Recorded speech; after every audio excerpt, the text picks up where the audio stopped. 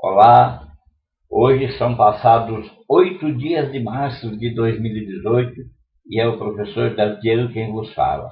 E dedica essa fala a presentear a mulher brasileira, a todas as mulheres que existem no mundo e que precisam e que podem dar muito mais, fazer muito mais por si e pelo Brasil e pelos países em que vivam. Eu quero falar nessa conversa ao pé da fogueira sobre fidelidade ao cliente e claims, que são as reivindicações e as afirmações que estão intrinsecamente ligadas a produtos. E sabem qual é o produto que nós vamos falar? Nós vamos falar de produtos cosméticos. E o objetivo dessas avaliações de memória na mente, que é o brain, e as afirmações não comparativas de comunicação, como é o caso dos claims, estão relacionadas com cosméticos no Brasil.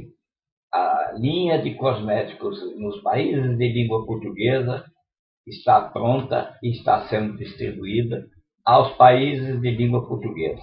O que eu quero dizer é, esse estudo é realizado anualmente e esse ano, pela primeira vez, está disponibilizado em viva voz, pelo áudio e vídeo que eu estou a publicar. Até o ano passado, todos esses estudos eram disponibilizados em reuniões fechadas para grupos empresariais, para grupos de consumidor fechado e para todos os participantes dos grupos focais e que voluntariamente aceitaram participar e se candidatar a ter suas empresas eleitas para participar do trabalho. O que eu quero registrar para cada uma de nós, para cada uma de vocês, para cada uma das pessoas desse planeta, é que algumas empresas têm uma diferença muito grande, de quase 30 pontos percentuais, em relação à menos lembrada. Isso é importante. No Brasil, nós temos uma empresa que tem 52 pontos e a segunda colocada tem 26. Na questão de marcas que mais usam, a diferença é ainda maior.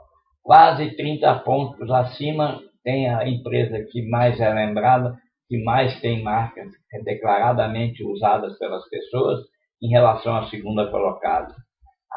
Tem uma questão de hábito que nós abordamos sobre o uso de determinados cosméticos. No caso do batom, pense você, 2 horas depois de acordar, todos os dias as mulheres usam batom pela primeira vez ao dia.